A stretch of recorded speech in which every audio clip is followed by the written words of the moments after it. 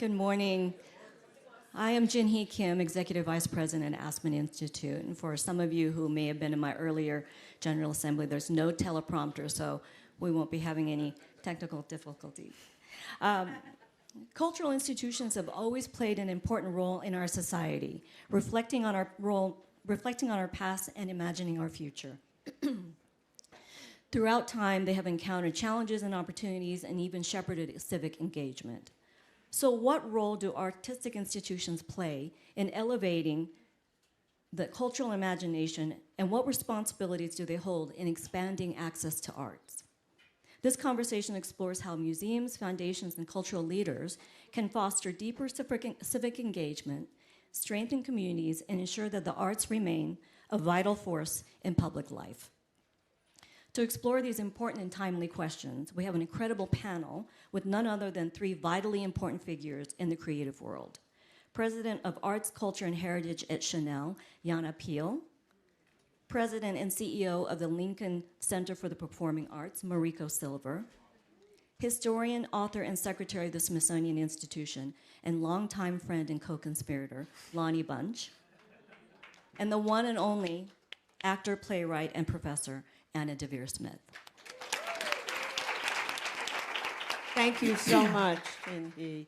Well, I'm just so excited to be here back in Aspen after a while away, to be here in all this incredible mind, body, spirit beauty, and to have a chance to be here with these extraordinary individuals who have done so much already in arts and culture and history, understanding of history and human beings. And so we're going to first address the question that has been posed, and then we'll talk, and then we'll take some questions sort of in the middle, and then we'll come back again. So let us address the question, what role do artistic institutions play in elevating the cultural imagination? Let's just, before we get to responsibility, let's talk about the role, because I have a feeling when y'all talk about the role, you'll make the responsibility obvious. Who wants to go first?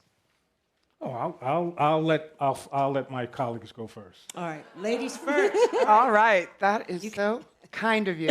Well, thank you so much. I mean, I think that the arts give us a reason to hope, to dream, and most importantly, to come together. So as we've discussed here, you know, there are so many reasons. As Tolstoy said, every happy family is the same. Every unhappy family is unhappy in its own way. I'm based in the UK. I've had the privilege of running the Serpentine Galleries. As CEO, I was the chief eternal optimist, because at that time we were dealing with Brexit. And what I saw was that the arts just gave us what Gerhard Richter said was the greatest form of hope. They gave us the possibility to convene across disciplines, across venues, across ideologies, and across geographies. And so where I sit now, no longer do I wait for people to come to me, to a public institution, which is an incredible privilege and a stewardship that I honor my fellow attendees.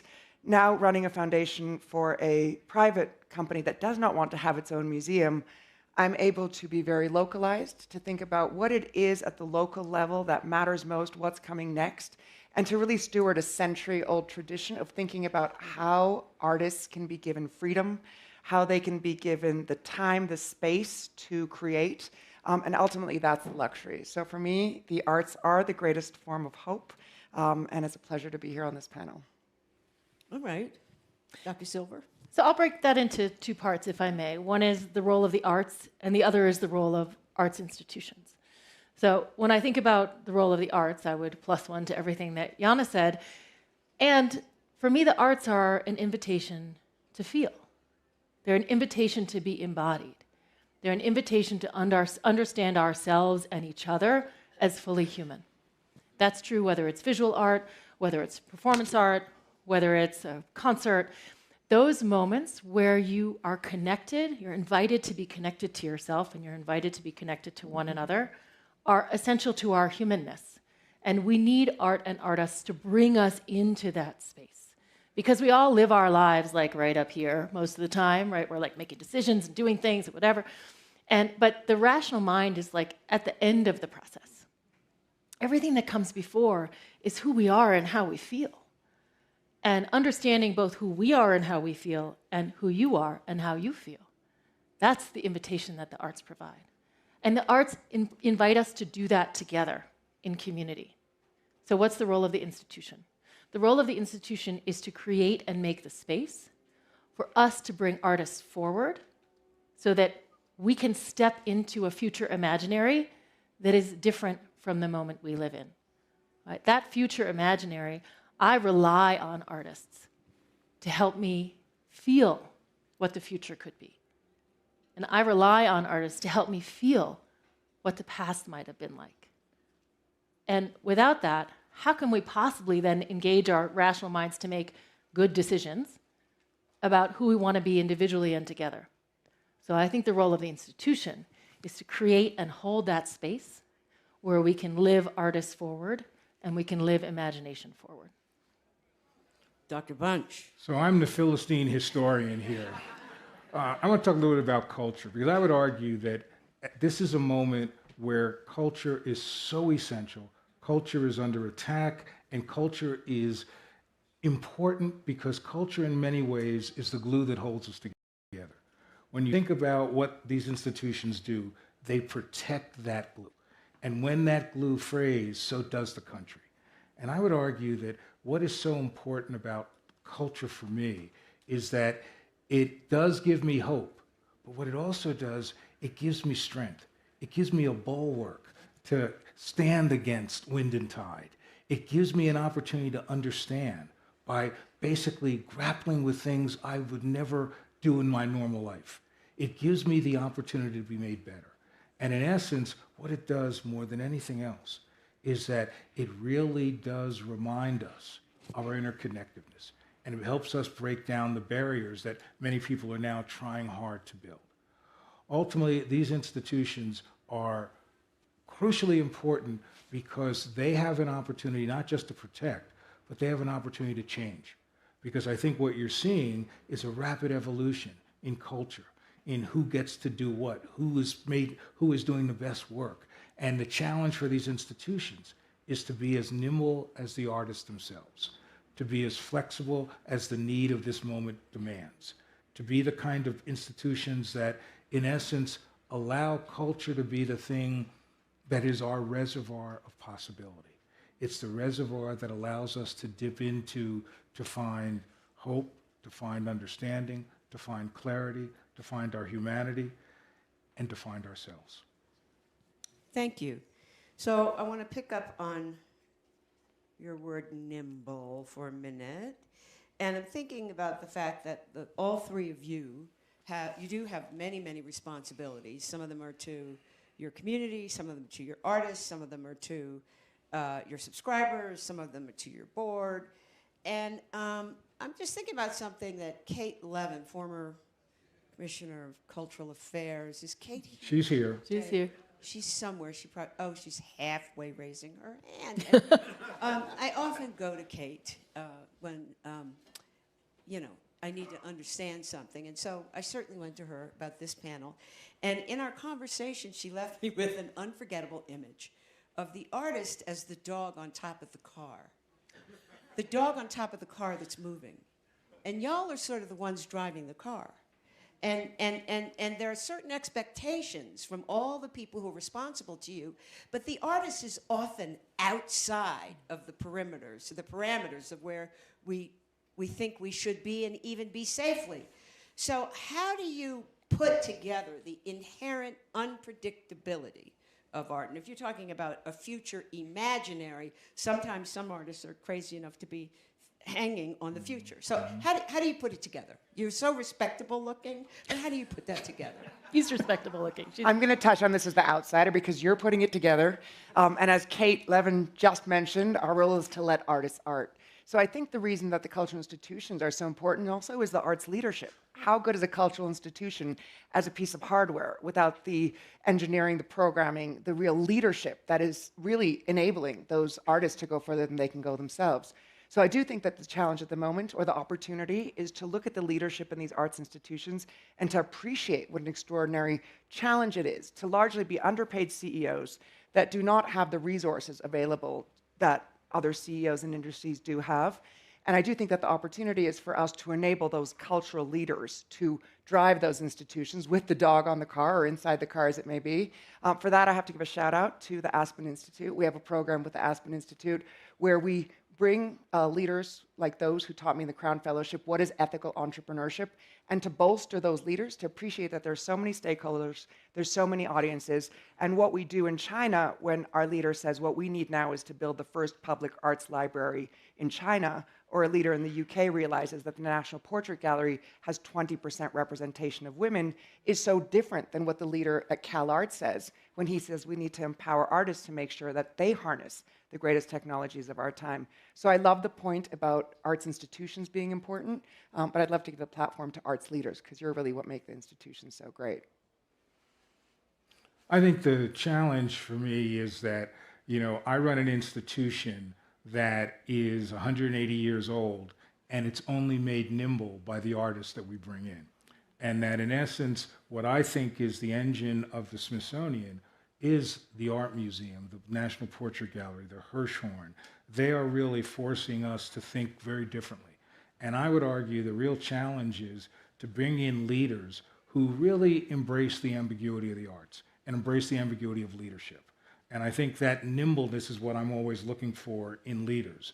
And I think that for me, I think about driving the car. I guess I got a beat up old car and I'm not sure it's going to go very fast, but I think what's key is recognizing how important the dog on the car is. And I think that what I believe in is trying to make sure that leaders who run these institutions recognize that it's not about the institution. It's about the artist. It's about the history that you explore. And if we can flip it on its head and begin to see institutions as really platforms of art, culture, and history, rather than as places to protect art, culture, and history, they become different institutions. Yeah. But I think part of our role as arts institutions is to hold and advance that multi-perspectival space. And I want to know what the artist imagines. If I didn't want to know what the artist imagines, I should have a different job, right? My job is to create that space for that future imaginary. When you think about, like if you all closed your eyes for a minute and thought about the arts experiences that were most transformative for you. You may have a long list, you may have a short list. If you don't have anybody on your list, come see me after. But you think about the ways in which the that arts and artist imaginaries can give us an intense chiropractic, help us really rethink how we want to be in the world, if only for a moment, if only for the moment when you leave the theater or you leave the museum. But that imaginary is still in you somewhere. And so you carry that with you out into the world. Doesn't mean you have to agree with it, doesn't mean you have to like it. Sometimes the most impactful art is something you're like, ugh, not for me, right? But it had an impact on you. And I would never want to be part of an institution that was about kind of controlling that or putting a lid on that, right? Doesn't mean that people necessarily get to make a big political platform out of Lincoln Center, et cetera. But when it is about imagining the future and how we want to be together and bringing that imagination forward, we want all of that. And I would never want to be in the position to say, let's say to an Anna DeVere Smith, no, we don't want that imagination in our house. Because it's not my house. It's everybody's house. And I think we're only doing our job right if it's everybody's house. But people have to feel that it's everybody's house. I can't just say that. And so all those imaginaries, all those multiple perspectives, that's what makes it beautiful to be human. So let's bring forward what makes it beautiful to be human. Well, how do you prepare for that, though? I mean, there are a few things that come to mind. There's some management challenges. Yeah, I want to know about that, though, because there's two things that come to mind, right? There's the fact that, as you have remarked before, as we've been getting to know each other, there's so much content out there that's saturating everything, right? So when somebody breaks through, let's say Hamilton, Who knew that was going to be a worldwide phenomenon? Or I think The Lion King just celebrated something like the 25th or the 30th. Who knew? And my friend who was one of the writers on The Lion King said nobody really believed in that project at first, right? Mm-hmm. So that's part of it, because when you show the world something they never saw before, then that's number one. Is what's also unpredictable is not just the artist, but the desire of the public. Like, we can talk all we want about building audiences and all, but in the end, it is irrational why an audience loves something. We can't really tell them what to love. So they love something. How do you have to have space for that. And that's a positive thing. But there's the other thing. I'm sure you've all been in a position where somebody created something or said something and it caused an uproar. So what do you do? What do you do? How do you manage what happens once it comes out the door, once it hits the air? How do you manage that and protect your institution and the other people who are relying on your institution to do their work? Anna, if I may, it's so much harder if you're retrofitting for an existing historic institution, like so many institutions in America and in the UK. When you're starting from scratch, we're seeing institutions in the Middle East, we're seeing institutions across Asia, where in Thailand or in Hong Kong, it'll be the first institution going up, so they are able to use data. They are able to look at history and the past and the present, but also project into the future in ways that is so much harder for 100 or 200-year institutions to do. So I think the real opportunity and challenge, if I may, is to look at the technologies that are available to us to make sure that we are drawing in the widest demographics, to harness those technologies to service, but then also to build on the heritage that makes sure that we are always looking for the next, looking, what Gabrielle Chanel used to say, ce qui va arriver, that which is coming next. So I find there's a fascinating tension between the history and the future when you're looking at historic institutions, but something really interesting happening in terms of where people will gather when it comes to future-facing institutions and new geographies, or location-based entertainment. And I know that culture and entertainment are often uncomfortable bedfellows, but those are interesting paradoxes in which we find ourselves. I run a big institution. Lonnie runs a bigger one. I think when you run a large institution, you have to make space both for the things that you know people love, and you have to use data. You have to, and in this case, I would say data includes, and I'm sure you mean this, just talking to the people, right? Like, you just got to go talk to people about what they want. And people will, more often than not, tell you what they want. And sometimes you have to take a flyer, right? You have to try something completely new. You have to push into the risk because, as you say, people didn't necessarily know that those were going to be global phenomena. Well, and if they we'd want gone Swan and said Lake. to people, They want like, Swan Lake do you and want a Nutcracker. rap? They wanted Hamilton? Yeah, do you want like a hip-hop inflected story about a founding father who, we got like, what? You know, no, of course not. I mean, I'll let I thought that was a great idea. Yeah, you, Lonnie wants to go, but, you know, I don't know. So I think you have to take a risk and you have to trust the artist. Right? You have to be in relationship with the artist because there's no trust without relationship. And so you don't just look at the artist and say like, oh, I think they do good work, like, off you go, right? You have to build a relationship of trust with artists wherever you can, and then give them the possibility to soar and to push and to try something new. And sometimes it's a little bit messy, but also part of our job as leaders, I think, is to prepare our audiences for the possibility of something messy, because together with the possibility of something messy is the possibility of something frickin' amazing. And right? one often funds the other. So in my role on the board of Sadler's Wells, I mean, you can imagine what proportion of the annual revenue comes from Swan Lake, right? And I'm sure the Nutcracker for you is the same on your campus.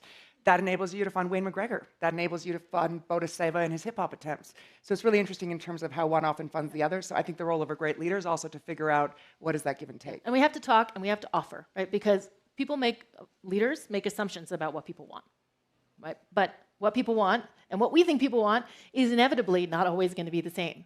So you got to talk to people, and you have to offer things. Like, so we do an enormous amount of free programming in the summer. We have 250,000 people who come to our free programming, some of which is supported by Chanel, Band Together, which is an extraordinary dance festival that we have. And you would, if you were to close your eyes and think, like, who's coming to a contemporary dance festival? Believe me, it is so much more diverse in every possible dimension than you could possibly imagine. And I mean, think like subway car in New York City goes to Lincoln Center to see dance, right? It's everybody. And we make so many assumptions about what people want to see and who wants to see what. And so part of our job is to just make it available. But I think it's really about risk taking. You know, when I look for leaders, I want to see somebody who's going to take a risk. To take a risk that is measured, thoughtful, but recognize that you're going to be there in order to be a change agent, and therefore you're going to take those risks. Once, when I was 18 years old, I jumped out of an airplane. Dumbest thing I've ever done. But it taught me about risk. And so for me, most of what I have to deal with now from risk, it's not like jumping out of an airplane. So it gives me confidence to be able to take the risk. But the other side of that is recognizing we've all known leaders who lost their jobs because they took the big risk. And so part of the challenge is to build the support. One is to know what the audience wants, to spend more time reveling with the audience, resting with the audience, so you know what they want.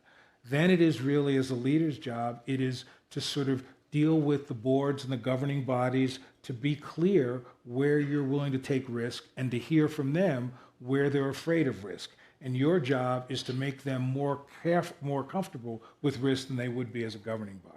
And then the last piece is really recognizing that you want to convey to your colleagues, your staff, that risk is okay, that you want them to meet different artists, to think about doing things that are going to cause some upset. Because what you want, especially in a large organization like mine, is what you want people who are going to be upset, but who recognize that being upset is about being educated, is about seeing something through a different lens. And in essence, if you as an institution can help people see something through that different lens, even if they reject that lens, you've really done something important. So it's about risk-taking, it's about giving your audience understanding of who they are, but it's also about recognizing that if you're going to take risk, you've got to wrestle with leadership.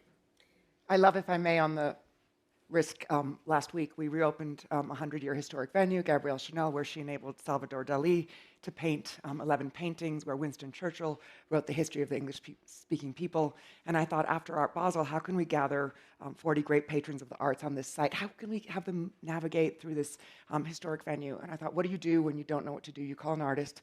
And I thought of Tino Segal, and I thought, who drives performance in clever ways? And fabulously, Boris Sharmats, who had just stepped off from running Pina Bausch in Wuppertal, was available. And I said, Boris, I'm going to give you this great space in the south of France. We're going to reopen this historic venue. Carte blanche, do whatever it is you want to do. And he came back and he said, great, I'll make myself available and I will do that duet that I'm so known for. And I only want to ask you one thing. And I said, sure, what's that thing you want to ask of me in this new 5-year role at Chanel, running this foundation? And he said, I just want to do it naked, right? And so I think it would be really great if I did this duet naked. And I called our chief creative director at Chanel, and I was like, you know, Boris Sharmats is this great dancer. He wants to do the duet naked. And he said, we are audacious. We must let him do it naked. And I thought, okay, what's your bat now, right? What's your best alternative to naked with Marianne Barbeau? And I called the artist back, and I was like, what's like the one thing we could do that might be in your zone? And he said, okay, I want to do it on the tennis court in the mud in my jeans and a t-shirt. I said, great. So there we were on this clay court last week, and he and his partner, after 30 years, they were not naked. They wrestled on this clay court, and they came up with something so extraordinary. And I'd felt like such a killjoy. I said he couldn't do this naked. And hurrah, he said, okay, you've actually, through the constraints, enabled me to go that little bit further. Don't mean to be a killjoy, but sometimes when you have to have a stakeholder or a patron or someone with whom you have to negotiate, it's incredibly rewarding when you do have an artist who is also willing to go there with you. Well, The Smithsonian doesn't do naked, okay? Never? For the record. Okay. Well, yeah, the Smithsonian doesn't do naked. Let's put that on the record. But I think, you know, a key word that's come up here is trust. Yeah. And as we know, trust is earned. And I wonder if some of you will share what you've learned the hard way about engendering trust with anybody in the circles of where you work. I think, you know, for me, it was being part of the team to build the National Museum of African American History and Culture, is that there were many people who thought that wasn't a good idea, who thought that it would sort of be this place of guilt, that it would be this place that was anti-American, and that I really felt, how do I then build the trust around the nation that said, when you see it, you will find it to be more transformative than you could ever imagine. And it really meant that for me to build trust, it wasn't enough to just say, trust me. It was important for us to take exhibitions and publications and educational programs around the country in the 11 years before the museum opened. And that allowed us to get information, but it allowed us to build trust. And then the other side was recognizing that I needed to build trust in Congress. And so I spent a lot of time sort of listening to people who, I remember a member of Congress once said to me, I don't want to support a museum by black people for black people. And I said, I agree. I didn't build a museum for black people.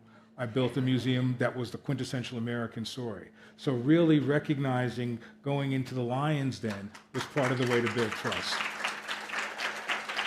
And I think, you know, when I saw you and Mrs. Bunch a few days ago, I was reminded of the very, very early stages at Jim Johnson's apartment at the Ritz in Washington, when you were first starting to raise money.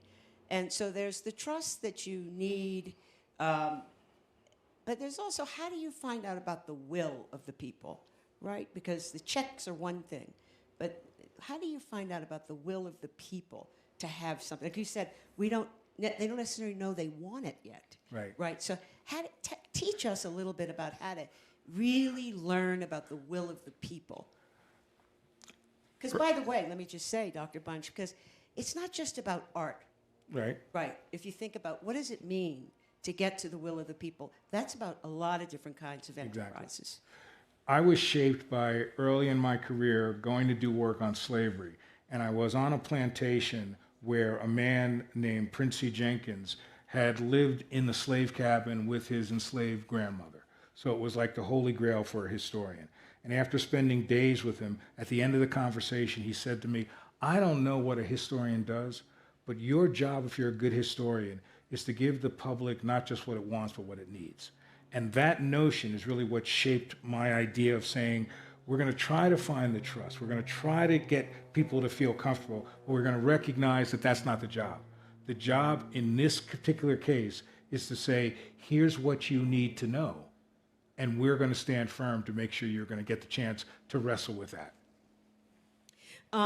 Now, Jana, you have a very good question that we must not miss this, because, you know, along with the dog on top of the car, there is this way in which, and Michael Sandel taught me this a long time ago, that the position of the artist is to be on the outside of the Republic, knocking on the door, trying to get in.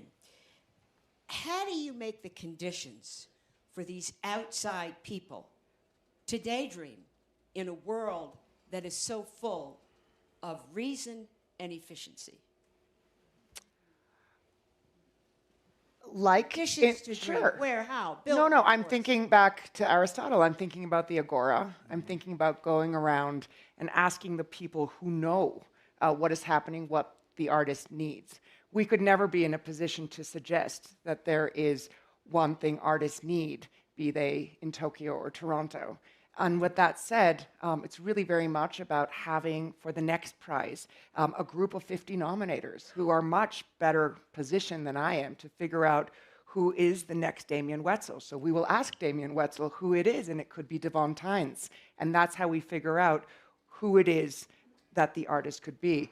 Then we give them the greatest luxury, which is time and space, and we don't ask for anything. And I think being a private company that believes in the freedom of creation, that wants to have a positive impact on the world, being a former cultural leader who always operated in an environment of unsustainability, you're working towards the gala, you're working towards the exhibition, you're working these very short-term increments. I think the greatest thing that we can do is to surround ourselves with people who can be nominators for a prize, who can form a 50-person art leadership forum that we bring the Aspen Institute in to advise. I think it's just surrounding ourselves with true cultural leaders and figuring out how to harness the resources of a 100-year private business to be able to put those into the space and not to demand that there is anything successful that comes back. Exactly, 100 years. So, Mariko, here you are going to take down the West Wall. Mm-hmm. Let's say somebody in this room walked up to you and said, here's a check, it's blank. You fill in Feel free.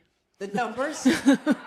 You fill in the numbers, and I'd like you to build a lab where you get 10 years. Anybody who comes in gets 10 years, like a scientist. Yes. To work. What would it look like? So just a little context. You You're mentioned doing take that it down. already, and you already have the check. Take it down the west wall. Lincoln Center is many, many wonderful, beautiful things. It is also, for those of you who are urban planning folks, it's a Robert Moses special. There was an incredible, vibrant neighborhood called San Juan Hill that was raised to build Lincoln Center. For those of you who've seen the original West Side Story in the beginning, they're dancing on the rubble. That is the rubble of San Juan Hill. What was that neighborhood? In some ways, all that matters was that it was a neighborhood, and in this particular case, it was an incredibly vibrant, multiracial neighborhood. It was the home of Thelonious Monk. It is the neighborhood where Shuffle Along was written. I mean, I could go on and on. And so something was destroyed to create something beautiful, but something beautiful was destroyed to create something else. So what does that mean for us? We are in the midst of a project to take down, as Anna said, the West Wall. So when Lincoln Center was built, it was also built with a wall along Amsterdam Avenue, for those of you who are New York folks. And basically it says to the whole neighborhood to the west, like, not for you. Please stay away. Also look at the back. It's really unattractive, right? So we are going to take Damrosch Park and the principal part of the wall. We are going to make it into a real park. We're going to take down the wall. We're going to widen the sidewalk on Amsterdam Avenue. We're going to go all the way down Amsterdam Avenue and wrap around the 65th Street corner. Sorry for all the New York references. But basically, all the way around Lincoln Center, we're going to green. And we are going to make it a community space. And we're going to build a 2,000-person outdoor theater in New York City. So,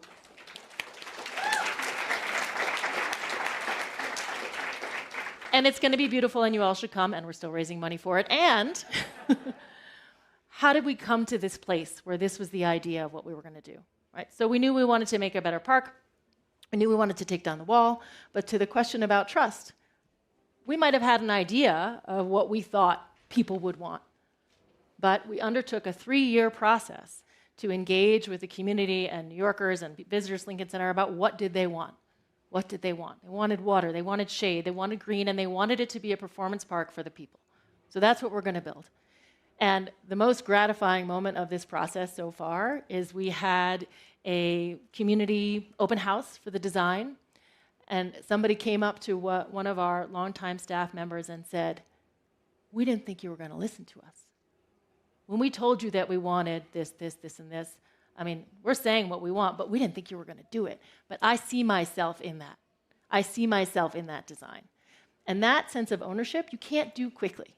You have to take the time, and you have to put on, as I say to my children, the big listening ears, because trust is about listening. And we do have a program called the Collider Fellowship, which brings artists in who want to work with technology, and we give them free rein. We give For how them, long? We give them free rein for a year. I would love to be able to give them free rein for longer. Right now, we give them free rein for a year. We put them in community with each other to the extent that they want to be in community with each other, because the most inspiring thing is often what somebody else is doing, right? But also that many artists tend to be in the gig economy working. Yes. You know, so Yes. that to create community is already a way to get stuff happening, bubbling up, right? Yes. And you have to pay them. You have to make it possible, as Jana Say that said. again, please. I'm sorry, you have to pay them. You have to pay them, right? And you have to make it possible, as Jana said, you have to make it possible for them to think and dream, which means creating space, which means, you know, for us coming to Lincoln Center, maybe for Aspen Institute, bringing artists to somewhere like this, where you can dream together and dream on your own. So we don't have enough artist residencies in this country. We don't have enough spaces where artists are engaged with other professions and other areas of work so that we can amplify each other's imaginative capacity. So with that blank check, that is what I would do. And I would create that space. And the thing that we also can do at a place like Lincoln Center, Smithsonian, you said a platform, right? We can give our stages, which is not costless, right? That also costs money. But we can give our stages. And we can give our stages to people whose voice ought to be heard and who sing to their own communities and make more community when they sing. By the way, and these things can happen in unusual places. I had a visiting professorship of all places, the Yale School of Medicine, and out of that came a play. So there are places in the Smithsonian world that aren't arts related, where Right. something like that can happen, and we know these things happen. Let us take a question. I hope you have a good one. Can we get some mics all around? I will start with the lady whose hand is very far up. You are right there by her. There we go. Okay. Stand up, please. Tell us your name and... Thank you. I'm Beth Newhoff and appreciate the panel very much and what you're doing. I was thinking about the car and the dog on the car, and actually this is sort of for you, Mr. Bunch. What if the car is not driving through New York? You're kind of going through this in Washington. It's in a rural area. How do we protect institutions and artists who are outside of cultural meccas? Well, I think isn't part of it the notion that we as institutions are recognizing the great strength we have is through external collaborations, right? To be able to work outside of, I've created a rural initiative in the Smithsonian where all we're doing is working in small communities around the country. That allows us, through partnership, to give artists that we might not know the space and the protection to dream. And I think that it's really essential for us to think about how do we make sure that we're not just opening the doors for the people we know, but opening the doors for the people that we can only imagine will come through our doors. And I think that's our challenge. If I may just extend on that in terms of those stages, you have extraordinary physical stages, but we haven't talked about the stages of media and social media and what it means to shine a spotlight on artists that might not otherwise find their way outside of their community or outside of the traditional spaces of appreciation. So I think that's a particular opportunity beyond the funding and the resources, is thinking, we have 60 million followers on Instagram. What does it mean when Fox Maxey, a young filmmaker who lives on a reserve and who wins the next prize, is able to speak to a community of 60 million people through the media that she makes? I think we also feel a tremendous responsibility not having a physical space, but also making sure that we can use that power of amplification to endorse, to work collectively with artists, to think about what media means to them. And then also to go back to the physical pages of print. We've just published our first magazine. Your magazine. It's magazine. New York Times yesterday, right? Thank you. Yes. We decided no PR for this. We would just go to 23 bookstores. We would launch this complimentary publication and showcase 5 years of creating that time and space. And what was extraordinary that the New York Times called and said, "You're doing what? You're going to 23 bookstores? You're going to Goa? Does Chanel have a store in Goa?" We said, "No, we just want to make sure, further to your point, that we can give voice to artists in a way that, of course, helps amplify what it is that we're trying to do, but together enables us to advance culture in really constructive ways." I just want to go back to this car, and now I want to turn to you as a historian. I hope I'm not putting you on the spot. You always do. Well, That's why I I'm love just you. thinking about what are the traditions of those cars. There's vaudeville, but I'm suddenly thinking about the Free Southern Theater, which was a theater company that dedicated itself to the civil rights movement. Many of those people became movie stars, but at that time when they were young, going through the South, performing in fields, performing in places where they were threatened and where buildings were burned down, bombs, and then they just went under the stars to do what they were doing. Do you have any historical references about the way that art has moved around this country as a part of, you were mentioning that the glue is not what we want it to be right now, and it strikes me that we can't wait for the glue, that maybe, as this woman asked a question about the car, so important, maybe we have to move. And can we take lessons from the past? There's a long history of communities working through the arts to make a way out of no way. To basically say, in New York City in the 1850s, a free black community came together and created theaters that would allow them to be seen by others as people of equal and important nature. The notion of the civil rights movement, it really begins not with the theater, but with the songs, right? The freedom singers begin to perform, bring people in, use song to say a change has to come. And so it's been a long history of people outside of the system using culture, finding ways to bring groups together, to tap their toes, to clap their hands, but to have their minds Or open to Ailey change. going around Absolutely. with Revelations Absolutely. in a station wagon Yep. with those stools, and now it's been endowed. Yep. I never heard of a performance being endowed, but having to move, right? Absolutely. I think that's the key. And I think that that is the great strength of, in some ways, this nation, but also it's a global strength, which is to say, we will use culture, we will use art to make a way out of no way. That to me is the most powerful Make a thing way out of no way, right? Does that have a reference? It is. That's biblical. Yeah. Oh no! Don't ask me. I'm the wrong person to go about Okay. that. But But the reality is that make a way out of no way is a notion that many communities have said we will use the spirits within us, we will use the creativity within us to be able to find a way to find fairness, to find freedom, to find ourselves. And I think that's the great strength of this nation. What could we do? You know, we talk about how our country is fractured and we don't know how to talk to one another. We talk about that gap. And one of the great things about art is that it is not about the explicit, it's about the implicit, and it is ambiguous. How could we use, and it's not just in this country, right? We have this around the world, this disconnection between humans. How could we use the natural ambiguity of art to offer something to this fractured moment? I'll turn to clever cultural leaders that I will ask that question to. And it's taken us 5 years really to think about what we can bring to America in a concerted way. Of course, building on a century and efforts in America that have happened before. But we thought, what can we in this moment, as a French house with the headquarters in London, bring to America? And it's taken this long to say, let's ask Ravi Rajan at CalArts. Let's build a Center for Artists and Technology, which we're embarking on now. Let's ask him what it means for this basis of digitization, artists working with technology in the Disney era, to really allay the fears of what animation meant to the cartoonists of the day.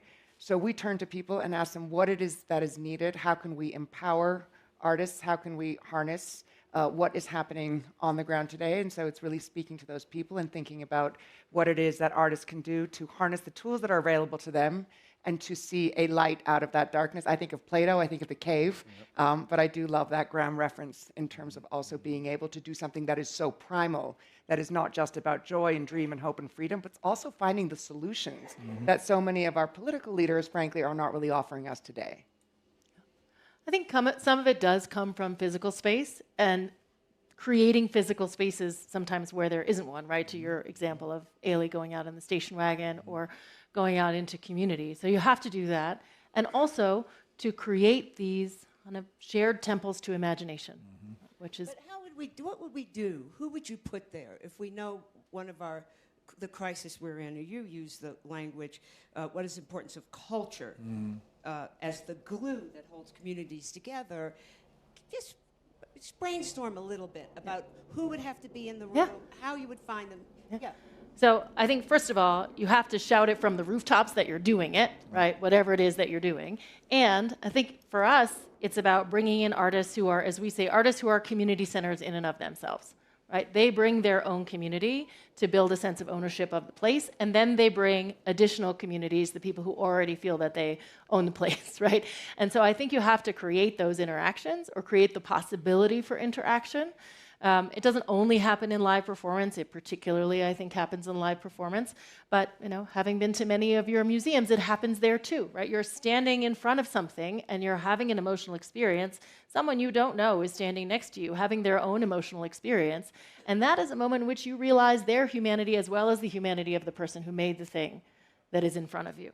And that triangulation, in a sense, so I have a friend who's a social psychologist who talks about the third thing, right? So not to get too heady or meta here, but sometimes in order to connect, like if I stare at you in the eye, like, are you going to feel comfortable? Probably not, right? If we don't know each other well. But if we have a third thing that we are both experiencing and we create that triangle, then we're able to have a conversation.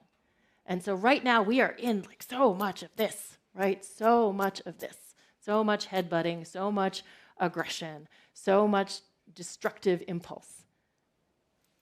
But if you place a third thing in that environment, sometimes, and it doesn't have to be art, honestly, that creates the possibility for a different kind of conversation. And it doesn't even have to be, again, that we're having the same experience, but you're having experience and I'm having experience, and that third thing created this new space for us to be. So the key is to get, I won't say, to get people who don't agree with us into museums. That's what I was trying to say. That's the shorthand, yeah. Well, what do But you it's think interesting, about if I that? may, what Mariko said in terms of shouting from the rooftops. Often in the arts, we also shout in the language of soft power, which the late Professor Nye taught us was a very thoughtful way in terms of amplifying negotiation. We talk about creativity, where innovation is seen as an economic driver. So I also think when it comes to culture meeting capital, there's also a conversation in terms of that benefit. My previous boss, Mayor Bloomberg, who was chairman at the Serpentine, would say, culture attracts capital faster than capital attracts culture.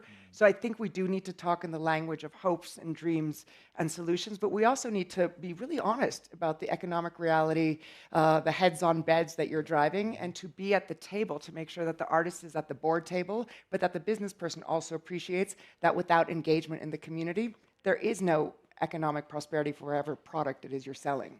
But also, new economic models. That came up in a panel I was on AI. What kind of new economic models do you think we need in the realm of arts and culture? And also, different ways to think about patronage. Mm-hmm.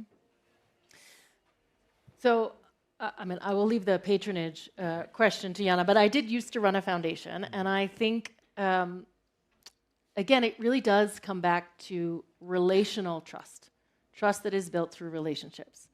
I think whether it's that as a donor, you trust the leader of the institution, which is different from always agreeing with the leader of the institution. I think that's really important. You trust the leader of the institution to steward that institution and to build it and to be nimble, ideally, and to create the kinds of spaces you want to have created, even if they're not all always kind of your cup of tea. So I think that's really important in terms of recalibrating how we think about who's in the driver's seat, right? And who's the dog on top of the car, I suppose, but right, who's in the driver's seat if the car is the institution.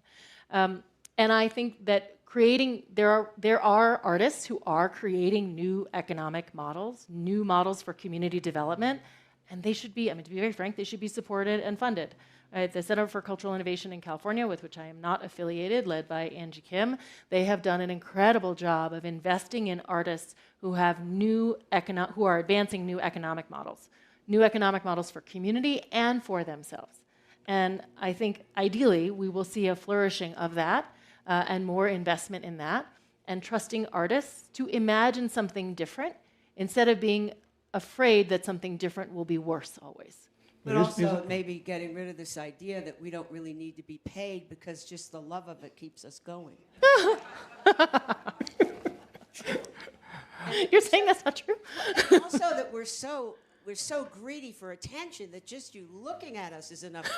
There's this great Oscar Wilde quote, and Oscar Wilde said, when bankers get together, they talk about art, and when artists get together, they talk about money. That's right. And I think there is a reality in terms of, yes, I heard Yancy speak yesterday about ACOR.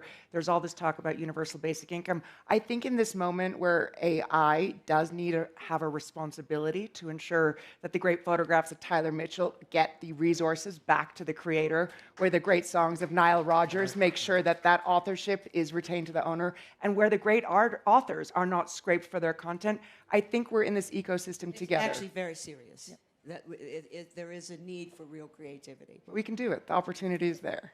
Well, we're almost at the end, and I promised Lonnie that he could take us home with his idea or question about hope.